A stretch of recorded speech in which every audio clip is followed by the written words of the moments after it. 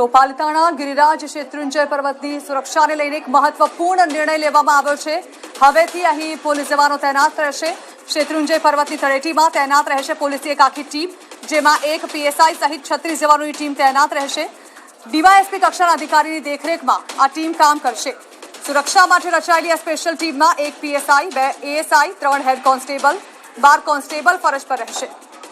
સાથે જ ટ્રાફિક નિયમન માટે 5 ટ્રાફિક પોલીસ રહેશે, 5 મહિલા હોમગાર્ડ અને 8 ટીઆરબી જવાનો પણ તૈનાત રહેશે।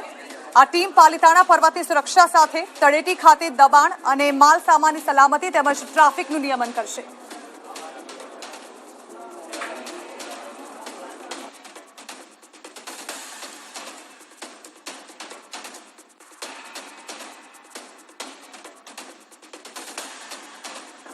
જેને લઈને જૈન સમાજ દ્વારા લગાતાર વિરોધ કરવામાં આવી રહ્યો છે, તેને લઈને મહત્વપૂર્ણ નિર્ણય લેવામાં આવ્યો છે।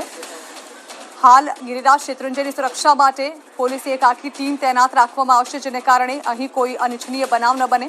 ઉલ્લેખનીય છે કે જૈન સમાજમાં આક્રોશની લાગણી પ્રવર્તી રહી છે, ત્યારે તેને લઈને આ નિર્ણય કરવામાં આવ્યો છે। વધુ વિસ્તારથી માહિતી સંવાદદાતા નીતિન ગોહિલ પાસેથી મેળવીએ।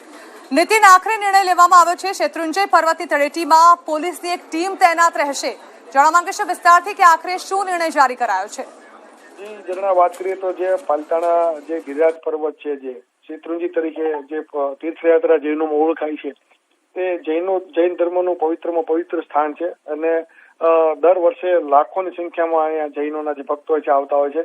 ઓવરઓલ પર્વતની જે શેત્રુંજય પર્વતની સુરક્ષા છે અને ખાસ કરીને તળેટી ખાતેની જે સુરક્ષા છે તેને લઈને પોલીસ દ્વારા એક નિર્ણય લેવામાં આવ્યો છે કે આ સુરક્ષાના નિર્ણયમાં સૌપ્રથમ આજે વહેલી સવારે એક પોલીસ ચોકી છે તેનું ત્યાં ગઠન કરવા માટેની કાર્યવાહી હાથ ધરવી છે, જેમાં એક પીએસઆઈ રહેશે પોલીસ ચોકીના સેપરેટ, 2 એએસઆઈ એટલે કે આસિસ્ટન્ટ સબ ઇન્સ્પેક્ટર, જ્યારે અન્ય 3 હેડ કોન્સ્ટેબલ છે તે અને 12 કોન્સ્ટેબલની ટીમ છે તે ત્યાં સાથે રહેશે।